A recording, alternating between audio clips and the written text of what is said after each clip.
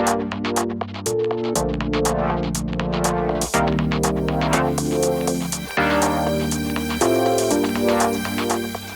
favourite event of the rowing calendar is certainly the British Rowing Indoor Champs.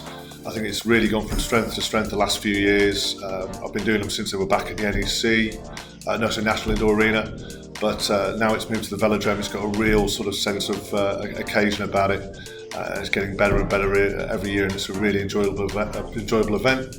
And it's great to see the British rowing team, the GB rowing team, getting behind it again and seeing some really fast times again, which really adds to the credibility of the event. So in terms of events I'm working towards currently, this is my downtime really. My main two events of the year are generally the British Rowing Indoor Champs and the World Rowing Indoor Champs, which are December and February respectively. So this is kind of my downtime, if you want to call it that. So I get to focus on work and life and socialising and all that stuff, whilst trying to maintain some fitness.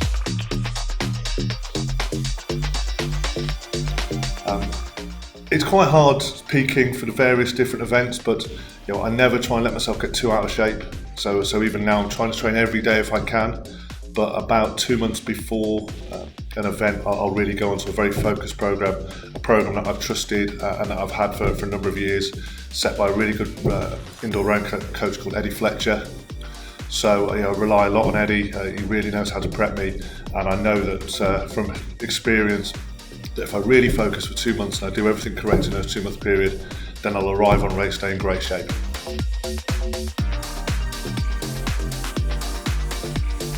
If you're looking at the calendar and you're not sure which events to enter, I think my advice would be to try and pick a couple of key events, a couple that you really want to focus on.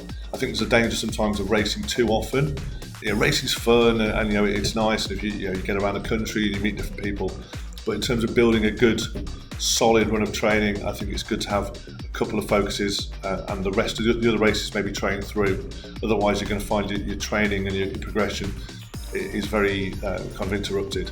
But you do want to get a few 2Ks under your belt, because it isn't that pleasant. You want to have worked out a strategy and a pacing and a mental approach. So you do want to get a few 2,000 metre races under your belt. I only do 1 or 2 a year these days, but I've done enough over my time in the sport that I kind of know what I'm doing and I know how to approach it. But certainly when I first started, I was racing maybe 6 to 8 times a year. There was a good Grand Prix event that was taking me around the country, and I made sure I did all of those, and was looking to try and constantly fine-tune how I approached a race. So if you get the opportunity to do that, but just don't put yourself on the spot and under pressure to perform at your best too many times in a year.